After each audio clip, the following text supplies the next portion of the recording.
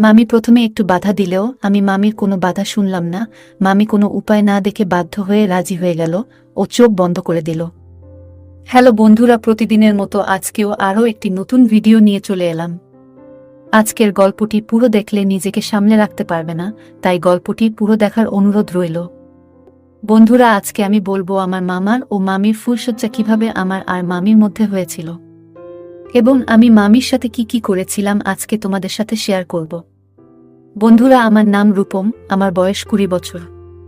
অন্যান্য ছেলেদের মতো বয়সের দোষে যেটুকু পরিবর্তন আসে তার সবটাই আমার মধ্যে এসেছিল। মানে নেশা করা, প্রেম করা, পর্ন দেখা, এসবই আমি করতাম। সদ্য পাকামো শুরু হয়েছে। বাসের শেষের সিটে তখন আমাদের গভীর আড্ডা বসত, চলত গভীর আলোচনা। কি আলোচনা আশা করছি বুঝতেই পারছেন, তাও বলেই দিই, সদ্য সেক্স নিয়ে নতুন নতুন তথ্য জানা শুরু করেছি, এরকম একটা সময় চলছে তখন। তবে সময় আর সঠিক সুযোগের কারণে কিছু করার অনেক ইচ্ছা থাকলেও সেটা এখনো হয়ে ওঠেনি। তবে আমি কিন্তু দেখতে খারাপ না, আমার চেহারা খুব হ্যান্ডসাম না হলেও মেয়েদের কাছে যথেষ্ট আকর্ষণীয়। সেটা তাদের আচরণ দেখেই বুঝতে পারি, তবে যাকে একবারে পছন্দ হবে সেই রকম কাউকে পাইনি এখনো। যাই হোক, আমার একমাত্র মামার বিয়েতে আমাদের ফ্যামিলি শুদ্ধ সবাই গেলাম। আমার মামা ব্যাংকের ম্যানেজার। আমার মামার বয়স প্রায় 35 বছর, দেখতে মোটেও ভালো না, তার উপর প্রচুর মদ খেত। মামার চেহারার কারণে ভালো মেয়ে পাওয়া যাচ্ছিল না, তাই বিয়ে করতে করতে এত বয়স হয়ে গেল। সবশেষে এক মধ্যবিত্ত পরিবারের মেয়েকে পছন্দ হয় সবার। মেয়েটি দেখতে অসাধারণ সুন্দরী, তবে ফ্যামিলির অবস্থা ভালো না, তাই তারা মামার মতো বড়লোক জামাই পেয়ে মেয়েকে বিয়ে দিয়ে দেয়। যাই হোক, বরযাত্রী গিয়ে প্রথম মামিকে দেখলাম আমি, দেখে আমার শরীর কেঁপে উঠল। শালা, এ কি মাল বিয়ে করেছে মামা! মামি ছিল আমার দেখা এখনো পর্যন্ত সবথেকে সুন্দরী মেয়ে। বয়সে মামার থেকে অনেকটাই ছোট, খুব বেশি হলে 25 বছর হবে। গায়ের রং ফর্সা, দুধে আলতা, নাক, চোখ, মুখ অসাধারণ এবং স্লিম ফিগার। আমি ভাবলাম এই রকম সুন্দরী মেয়েকে মামার মতো একটা লোক খাবে। আমি তো এতদিন এরকম একটা মেয়ে খুঁজছিলাম। না না, এই মেয়েকে মামার আগে আমাকেই খেতে হবে, আর এমনভাবে খেতে হবে যাতে এ আমাকে ছাড়া আর কাউকে না দেয়। আমি মনে মনে প্ল্যান করতে শুরু করলাম কিভাবে কি করা যায়। পরের দিন মামি মামা বাড়িতে আসার পর আমি মামির সাথে একটু বেশি কথা বলা শুরু করলাম। মামিও বেশ হাসি খুশি, আমার সাথে খুব তাড়াতাড়ি ভালো ভাব হয়ে গেল। মামি মাঝে মাঝেই আমায় ডাকতে লাগলো। সম্পর্কে আমার মামি হওয়ায় আর আমার থেকে বয়সে বড় হওয়ায় কেউ কোনো রকম সন্দেহ করল না আমার সাথে বেশি ভাব হওয়া নিয়ে। বরং মামা আমায় নিজে বলল যে তোর মামির কি লাগে না লাগে তার দেখার ভার তোকে দিলাম। আমার আসল খেলা শুরু হলো বউ ভাতের দিন। মামা আমার থেকে বয়সে অনেক বড় হলেও বন্ধুর মতোই সম্পর্ক ছিল। আমি তাই একটা হার্ড ড্রিঙ্কস এনে মামাকে বললাম, মামা আজ একটু না খেলে হয় এত আনন্দের দিন। মামা মদের প্রতি এমনিতেই দুর্বল, তাই বেশি না করতে পারল না। আমি বললাম, একটু রাত হলে তুমি খেয়ে নিও, দেখবে জোশ পাবে। বিয়ে বাড়ির সব অনুষ্ঠান চলতে লাগলো, এর মধ্যে আমি ঘুমের ওষুধ জোগাড় করে এনেছিলাম। ঠিক 11টা নাগাদ মামাকে নিয়ে ছাদে গিয়ে নিজে হাতে ড্রিঙ্ক তৈরি করে দিলাম। বেশ কয়েক পেগ খাওয়ার পর মামার নেশা চড়ে গেল। আমি বুঝলাম কাজ হয়েছে। এদিকে বিয়ে বাড়ি প্রায় ফাঁকা হয়ে এসেছে, সবাই মামাকে ফুলশয্যার ঘরে যাওয়ার জন্য ডাকাডাকি করছে। আমি মামাকে সাথে নিয়ে শোবার ঘরের কাছে আসলাম। মহিলারা সবাই উপস্থিত থেকে মামাকে তার ঘরে ঢুকিয়ে দিল। আমি মামিকে বলে আসলাম, মামা একটু খেয়ে ফেলেছে, আজ কোনো অসুবিধা হলে আমায় ডেকো, আমি বাইরে শুচ্ছি। মামি হেসে মাথা নাড়ল। আমি আগেই মামার ঘরের দরজার ছিটকিনি একটু লুজ করে দিয়েছিলাম, যাতে বাইরে থেকে টান দিয়ে ধরলে খুলে যায়। যাই হোক, সবাই যে যার ঘরে শুতে চলে গেল, আর আমি বাইরে একটা সোফার উপর ঘুমানোর ভান করে পড়ে রইলাম আর অপেক্ষা করছিলাম। প্রায় 1 ঘন্টা কেটে গেল।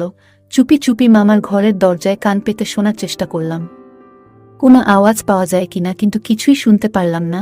আমি আবার সোফায় এসে শুলাম। প্রায় আধ ঘন্টা পর মামার ঘরের দরজা খুলে গেল। দরজা সামান্য ফাঁক করে মামি উকি দিল। আমি তাড়াতাড়ি দৌড়ে গেলাম। মামি আমায় দেখে বলল, দেখো না কি অবস্থা, তোমার মামার তো কোনো হুঁশ নেই, আমি কি করব।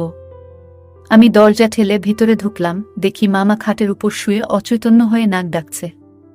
আমি মনে মনে হাসলাম। মামিকে বললাম, চিন্তার কিছু নেই, মদের নেশায় বেহুশ হয়ে আছে, সকাল হলেই ঠিক হয়ে যাবে। মামি একটু চিন্তার গলায় বলল, আমার ভয় করছে, তুমি একটু থাকবে এখানে। আমি হেসে বললাম, ভয়ের কিছু নেই, তবু তুমি যখন বলছো আমি থাকছি। যাও, দরজাটা ভালো করে বন্ধ করে এসো। আমি এখানে আছি সেটা যেন কেউ জানতে না পারে। মামি তাড়াতাড়ি দরজা বন্ধ করে দিল। আমি মামির দিকে তাকালাম। মামিকে অসাধারণ লাগছে। বউ ভাতের সব সাজ খুলে মামি ফুলসজ্জার আলাদা লাল শাড়ি পরেছে। আমি মামিকে বললাম, তোমার মন খুব খারাপ হয়ে গেছে না?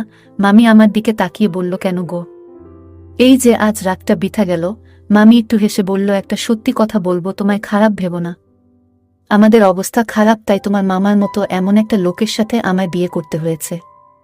তাই তোমার মামাকে নিয়ে আমার কোনো আগ্রহ নেই। আমি মামির কাছে এগিয়ে গিয়ে বললাম, সত্যি তোমার কপাল খারাপ। তোমার সাথে কিছু করার কোনো যোগ্যতা মামার নেই। মামি আমার দিকে তাকিয়ে বলল, আমায় তোমার মামার সাথে থাকতে হবে, এটা ভেবেই খারাপ লাগছে। মামিকে অসাধারণ সুন্দরী লাগছিল, মনে হচ্ছিল এখনই খেয়ে ফেলি। আমি মামির কাছে সরে এসে বললাম, তোমার মতো সুন্দরী কাউকে মামার নয়, আমার দরকার ছিল। মামি লজ্জা পেয়ে বলল, অসভ্য, আমি তোমার মামি হই? আমি বললাম, আমি তোমায় প্রথম দেখাতেই আমার বউ ছাড়া কিছু ভাবিনি গো।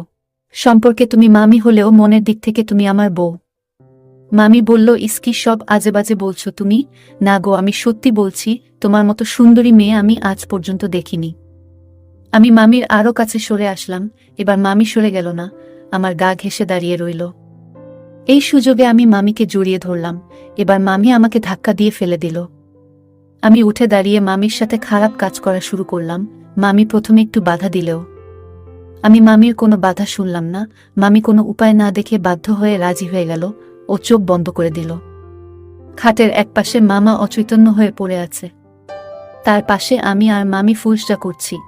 আমার খুব আনন্দ হচ্ছে। এদিকে মামা তখনও বেহুশ হয়ে পড়ে আছে। আমি জানি ও সকালের আগে উঠবে না। এভাবেই আমার মামার সোহাগ রাত শেষ পর্যন্ত আমার আর মামির সোহাগ রাতে পরিণত হয়।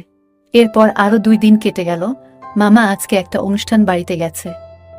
মামি রান্না করে বাসনগুলো ধুতে বাড়ির কল তলায় গেছে, কিন্তু হঠাৎ স্লিপ খেয়ে পড়ে গেল।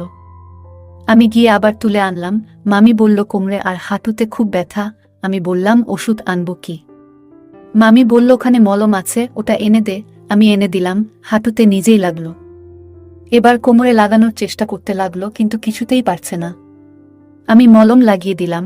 এরপর মামি বলল, উঠে বসবো, একটু ধরে দে। আমি ধরে দিলাম। রান্না করা ছিল, আমি সব বেড়ে দিয়ে খাওয়া দাওয়া করলাম। আমি বাসন ও ধুয়ে দিলাম।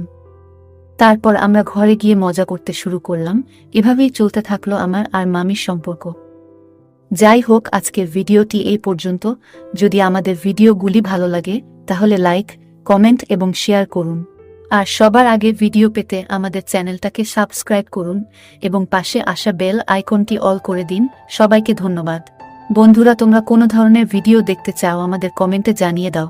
তোমাদের পছন্দ মতো ভিডিও নিয়ে আসব। সবাইকে ধন্যবাদ।